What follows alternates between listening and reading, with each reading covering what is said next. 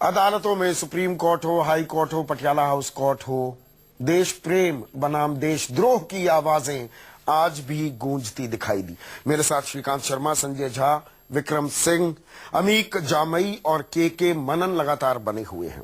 अब एक अहम सवाल श्रीकांत, और यह विपक्ष का बड़ा आरोप है आप लोगों पर, जेएनयू के विवाद को जानबूझकर उन्मादी बनाया जा रहा है क्या? जानबूझकर इसे ज्यादा तूल दी जा रही है? महंगाई की बात ना हो, आने वाले बजट की बात ना हो, सरकार नहीं बन पा रही है, पीडीपी के साथ कश्मीर में तमाम एक नहीं अनगिनत मुद्दे हैं, उनसे ध्यान भटकाने के लिए जेएनयू की आग को, उस चिंगारी को लगातार हवा दी जा रही है। मैं पूरी तरह से खारिज करता हूं संदीप बाबू, और मैं ये कहता हूं कि ये उल्टा है। इसको राजनीतिक हवा कौन दे रहा है? मैं तो आपसे ही पूछता हूं। इसको हवा वो लोग दे रहे हैं जिनकी राजनीतिक जमीन खिसक चुकी है। जेएनयू के अंदर इस तरह की घटना होती है कि भारत तेरे टुकड़े होंगे इंशाअल्लाह इंशाअल्लाह। इसके खिलाफ जब सारा वायरल होता है, सोशल मीडिया में आता है, आप लोग कह रहे हैं कि भाई ये देखिए कार्रवाई नहीं हो रही।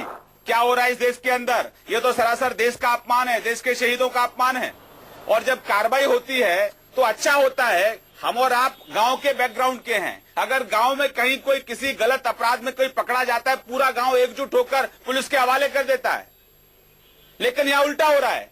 उनके समर्थन में जिस तरीके से पूरा लामबंद विपक्ष हो रहा है, श्रीमती सोनिया जी के नेतृत्व में, राहुल के नेतृत्व में, तो पॉलिटिसाइज कौन कर रहा है इस इशू को? जहां एकजुटता की जरूरत थी, आज सबसे ज्यादा खुश अगर कोई हो रहा है तो हमारा दुश्मन हो रहा है। फिरका परस्त ताकतों को आप बल दे रहे हैं, किस तरह से पलटकर आप पर आरोप लगा रहे हैं। संजय, श्रीकांत आप पर आरोप लगा। अब श्रीकांत संजय को रिस्पॉन्ड करने दीजिए। संजय, बस संदीप जी, देखिए हम लोग सब जानते हैं, आप भी मीडिया में, हम भी जानते हैं इस बात को। जोर से चिल्लाने से, भावुक होने से सच्चाई तो नहीं बदलता है। नहीं, आप फिरका परस्त ताकतों को मजबूत कर रहे हैं। सच्चाई आरोप ये है, फिरका परस्त ताकतों को आप मजबूत कर रहे हैं। पीछे मत टोके श्रीकांत जी इतना हताश से निराश मत होइए। नहीं, मैं टोक रहा था, वो बीच में श्रीकांत ने नहीं टोका। बहुत समझदार है, जागरूक है। या मैं सच बोल रहा हूँ या आप सच बोल रहे हो, वो दर्शक खुद उसका निर्णय कर लेंगे, मुझे बोलने दीजिए। रोहित वेमुला का जो विषय था हैदराबाद में, जिसको लेके भारतीय जनता पार्टी बहुत चिंतित थी। देखिए, भारतीय जनता पार्टी हमेशा चुनाव के ही एक उनका जो तैयारी रहता है, हमेशा चुनाव के लिए रहता है। उन्होंने यहाँ पर इसीलिए यहाँ पर जेएनयू पे जो हमला किया गया है, जो भी हिंसा हो रहा है पटियाला कोर्ट में, हर जगह, ये सोच समझ के भारतीय जनता पार्टी इसका बढ़ावा की है। अब आप यही सोच रहे, भारत के गृह मंत्री यहाँ पर हफीज सईद का नाम उन्होंने घुसा दिया जेएनयू कैंपस में लेके। क्यों? कोई सबूत है? एक फेक ट्विटर हैंडल को लेके? अरे दुनिया हंस रही है। अब हमारा अपना तो, अरे हमारे बारे में मत सोचिए श्रीकांत जी, दुनिया हंस रही है आप पे, भारत में हंस रही है आप। ये गंभीर आरोप है। श्रीकांत, रिस्पॉन्स चाहूंगा। नहीं तो रायता फैल जाता है। एक मिनट संजय नहीं, गृह मंत्री ने किस बिना पर हाफिज सईद के नाम को खींचा था इस विवाद में? उसके बाद चुप्पी आ जाती है, चुप्पी साध जाते हैं। जी संदीप बाबू, ये वही कांग्रेस पार्टी है जो हमेशा सवाल पूछती रहती है। लश्कर-ए-तैयबा की वेबसाइट कहती है कि इशरत जहां उसकी मेंबर है, और बाटला इनकाउंटर में शहीद मोहनचंद शर्मा हो जाते हैं, उनकी शहादत पर ये लोग सवाल खड़े करते हैं। 26/11 में जब लश्कर के लोग वहां पर बेगुनाह लोगों को मारते हैं और 150-200 लोग मारे जाते हैं, उस पर भी आरएसएस की साजिश का आरोप लगाते हैं। ये लोग हैं जो कहीं ना कहीं सवाल खड़े कर दो। ऐसी ताकतों को प्रोटेक्शन करते करते अपनी सरकार पर सवाल खड़े कर दो। हाफिज सईद देश का गद्दार है, इस देश का दुश्मन है, और वो एक आतंकियों को भेजता है जेएनयू में फिरका परस्त ताकतों को समर्थन दे रहा है। ये आरोप लगाया देश के गृह मंत्री ने, उसके सबूत कहाँ हैं? वो आतंकवादी जो संगठन है वो कहता है हमारी सदस्य है, और कांग्रेस उसको कहती है बहुत गहरे आरोप है। ये तो कहना है कि हमारे, पर मैं आपसे पूछूंगा ना संजय, मैंने आपकी बात पूछी संजय, अब मैं आपसे पूछ लूं। सरकार लगा रहा है तो सरकार की जिम्मेदारी है कि आपके पास जो सबूत है उसको सार्वजनिक कीजिए।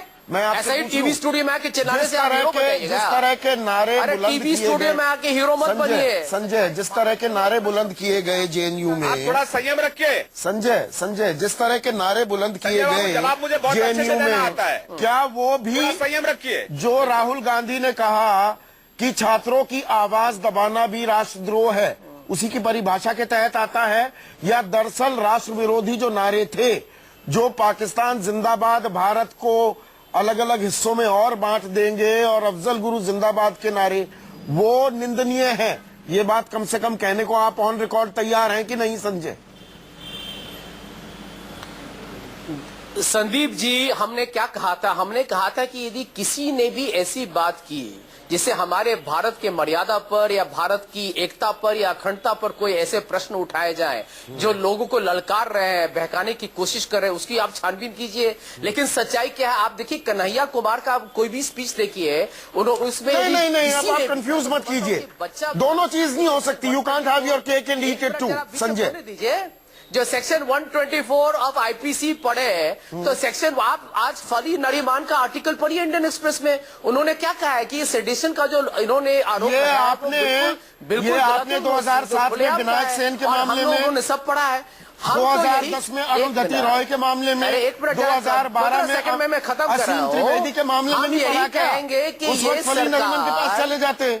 हम तो यही कहें कि ये सरकार, अरे इस सरकार की डबल स्टैंडर्ड्स पे लोग, मैं समझता हूं कि लोग आश्चर्यजनक तरीके से देख रहे हैं कि आप पीडीपी का अफजल गुरु पे उनका नजरिया वो ठीक लगता है। यहाँ पर जेएनयू आपका कैंपस में विनायक और बोला, सेन, उस पर आपने अरुंधति उनको रॉय, सेडिशन, असीम आपने देशद्रोही का त्रिवेदी, आरोप लगाया। 12 कार्यकर्ता जो कुडानकुल न्यूक्लियर रिएक्टर की तरफ मार्च निकाल रहे थे, कहना चाहता हूँ उनके बारे में क्या? हाँ जी संदीप जी, अमीक और जो संदीप जी, और सुनिए, बोलिए अमीक। बीजेपी के एक मिनट संजय, अमीक को बोलने आज दीजिए। कन्हैया की जान को खतरा है। आज कन्हैया की जान को दिल्ली पुलिस की तहवील में खतरा है। मेरे हाथ में ये जो एप्लीकेशन है, ये जो न्यायाधीश हैं, देखिए, ये और आगे अमरनाथ जी, उनको हमारे कन्हैया के वकील ने दिया था इनको और इस उनसे देश की कहा सुरक्षा पर ही भरोसा कि नहीं है। देखिए, आज सुबह 11:30 बजे का ये लेटर है और ये कहा था कि आज कन्हैया पे हमला हो सकता है। उसके बाद जस्टिस अमरनाथ ने दिल्ली पुलिस के कमिश्नर को फोन लगाया और कहा कि यहाँ पर सुरक्षा के पुख्ता इंतजाम होने चाहिए, कोई भी ऐसी अप्रिय घटना नहीं होनी चाहिए। लेकिन बीएस बस्सी जैसे नकारे कमिश्नर ने फिर से आप भाषा पर संयम रखिए। किया है। दिल्ली भाषा में पर कोई संयम बदमाश रखिए। घुसता है, दिल्ली में जब कोई बदमाश घुसता है तो अपनी बंदूक बॉर्डर पर रखकर आता है। हाँ। लेकिन इस एप्लीकेशन के ऊपर जब बस्सी साहब को पता था, उन्होंने मिलके कन्हैया को, बीजेपी के लीगल सेल के जो वकील हैं, मिलके कन्हैया पे हमला करवाया। मेरा चार्ज है और उसमें श्री अरुण जेटली जी शामिल है।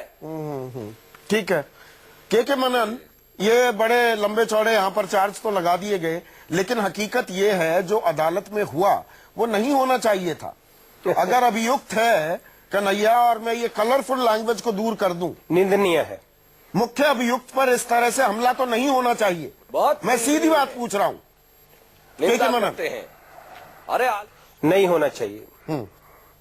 देखिए देखो, कन्हैया ये अकेले कन्हैया नहीं, इस परिसर में बड़े बड़े केसों के ट्रायल हुए हैं। इतने बड़े केसेस के ट्रायल हुए, कभी ऐसी घटना नहीं हुई है। क्योंकि ये पॉलिटिकल मामला हो गया संदीप जी, इसलिए आज पटियाला हाउस के वकीलों को भी, पूरे समुदाय को मेरा एक ही आपसे निवेदन है, हाथ जोड़कर, कि पूरे वकील समुदाय को, पूरे वकीलों को, पटियाला हाउस वालों को इस रंग में मत रंगो। अगर कोई चंद लोग इसमें शामिल है तो हमारी बार एसोसिएशन भी, बार काउंसिल भी, बाकी वकील भी उसकी निंदा करते हैं। अगर उन वकीलों ने, हमारे सीनियर लॉयर्स जो अपॉइंट करे हैं ऑनरेबल सुप्रीम कोर्ट ने, उनके खिलाफ भी ऐसी बातें बोला है तो आप सुप्रीम कोर्ट में जाकर राजीव धवन ने ये बात कही कि मुझे बहन की गालियां दी गई, अगर वकील, मुझे पाकिस्तान का दलाल कहा गया। उन्होंने सामने जाके बताया सुप्रीम कोर्ट में। मैं कह तो रहा ना, मैं सर खुद ही तो संदीप जी कह रहा हूं ना कि अगर ऐसी भाषा का प्रयोग किया है तो ये वकीलों की भाषा नहीं है। हमारे यहाँ वकील ऐसे नहीं है। अब ऐसे में मनन साहब, आपकी इजाजत से एक आखिरी सवाल, इसलिए मनन साहब, प्रोटेक्ट करने, आखिरी सवाल, क्योंकि थोड़ा वक्त की कमी रह जाती है, और आपसे ये राउंड शुरू करूंगा विक्रम सिंह। इस दफा अभी मैं आपके पास नहीं आया। और श्रीकांत और संजय, आपसे भी मैं तवज्जो चाहूंगा, ये सवाल बहुत सोच समझकर, और हमारी हुकूमत, हमारी जमहूरियत की मजबूती के लिए मैं सवाल पूछ रहा हूं। विक्रम सिंह साहब, जब दो खेमों में हम बंटने लगे, कौन देशद्रोही कौन देश प्रेमी, और एक हाथ में झंडा, वो झंडा कोई भी और दूसरा हाथ मुक्के में तब्दील होने लगे, ये जमहूरियत के लिए क्या संकेत हैं? यहां दोनों तरफ, मैं बीजेपी कांग्रेस, मुझे कोई लेना देना नहीं किसी भी तरह की पॉलिटिक्स से, लेकिन एक आम हिंदुस्तानी के लिए संदेश क्या जा रहा है आज दिल्ली से, सुप्रीम कोर्ट से, हाई कोर्ट से, पटियाला हाउस कोर्ट से? विक्रम सिंह। संदीप जी, सबसे पहले यह स्पष्ट होना चाहिए कि हमारे नेताओं ने कहा था, I may win or lose but my country should not lose. और सभी राजनेताओं को, हम सब भारतीयों को यह देखना होगा कि हमारे लिए क्या महत्वपूर्ण है, वोट प्रेम या देश प्रेम। और अगर वोट प्रेम इतना हावी हो जाए कि हम देश प्रेम को भी भूलने लगे, तो कभी हमारे अंदर है देश सर्वोपरि। देश प्रेम, यहाँ पर माफी से विक्रम सिंह जी, देश रहेगा तो राजनीति रहेगी, राजनीतिक दल रहेंगे। एक बात सुनिएगा, और देश प्रेम इतनी हल्की चीज नहीं है ये कि हाथ में तिरंगा उठा लिया और गला फाड़ लिया तो आप देश प्रेमी हो गए। दरअसल आप देशद्रोही भी हो सकते हैं। यह इतनी कोई सस्ती चीज नहीं है देश प्रेम, बहुत कुछ गंवाना पड़ता है देश प्रेमी बनने के लिए। प्रेम एक बहुत गहरा जीवन दर्शन है, हाँ। एक जीवन लक्ष्य है, हाँ। और जीवन लक्ष्य भी है जी। केवल झंडा लेने से, आवरण देने से और वाणी विन्यास से देश प्रेम नहीं आता है। संजय 20 सेकंड का, उसके बाद श्रीकांत आपके कमेंट। जब देश के प्रति निष्ठा होती है तब देश प्रेम आता है। संदीप जी, मैं समझता हूं कि कोई भी स्टेट या सरकार यदि अपने ही लोग को, अपने ही नागरिक को, अपने ही आवाम को, जब वो आपकी समीक्षा करे, आपसे प्रश्न पूछे, आपके विरोध में कुछ कहे, और आप जब भी वो कुछ कहे तो आप वहां पर एक सर्टिफिकेट दीजिएगा राष्ट्रवादी होने का, देशभक्त होने का, तो मैं समझता हूं कि प्रजातंत्र के लिए बहुत बड़ा खतरा है। और इसका नतीजा सिर्फ चुनाव में नहीं, चुनाव के पहले और बीच में जैसे हम लोग बात कर रहे हैं, ये अहम विषय है, इसके बारे में चर्चा होनी चाहिए। लोग समझेंगे, भारत के लोग समझदार है, जागरूक है, और वो समझेंगे कि कुछ लोग राष्ट्रवादी नेशनलिज्म को लेके एक गुंडागर्दी पर कूद चुके हैं, हिंसा और हमला कर रहे हैं मासूम आदमी पर, अपने छात्र पर, अपने बच्चों पर। Concluding comment Shrikant, 20 second. ये खतरे का वक्त है। संदीप जी, जो जेएनयू के अंदर हुआ, भारत के टुकड़े टुकड़े होंगे इंशाअल्लाह इंशाअल्लाह, इसको लेकर पूरे देश भर में आक्रोश है। और जिस तरह से उसका राजनीतिकरण किया गया, अच्छा होता, बेहतर होता, सभी पॉलिटिकल पार्टियां उसको कंडेम करती और कानून अपना काम करता। लोगों में आक्रोश है, जिस तरह से राहुल ने उसको महिमा मंडन किया, उन लोगों का, उससे लोगों में गहरी और नाराजगी है, क्योंकि लंबे समय तक कांग्रेस इस देश में सत्ता में रही है। लेकिन इसके बावजूद भी हमारा भारतीय जनता पार्टी का किसी भी तरह की हिंसा में कोई विश्वास नहीं है। जी मनन साहब, 15 सेकंड, 20 नहीं 15 सेकंड में आप अपना लास्ट कमेंट। मनन। और सर, मैं तो सिर्फ इतना ही कह रहा हूं कि वकील समुदाय पूरा ऐसी घटना की निंदा करता है। कोई चंद लोग अगर ऐसे हैं तो उन पे पुलिस कार्रवाई करे, उसके लिए वकीलों को जिम्मेदार नहीं माने। लेकिन मैं एक बात लास्ट में कहना चाहता हूं, जो 10 इसमें आदमी मेन जो षड्यंत्र जिनका था, जिनको आइडेंटिफाई किया, क्या दिल्ली पुलिस ने किसी को पकड़ा अभी तक? जी बहुत बहुत शुक्रिया के मनन, विक्रम सिंह, अमीक जामई, संजय झा और श्रीकांत शर्मा। देश प्रेम दिखाने के नाम पर हम देश को कमजोर तो नहीं कर रहे। बड़े सवाल के साथ आपको छोड़ जाता हूं एक ब्रेक के बाद हमारा खास कार्यक्रम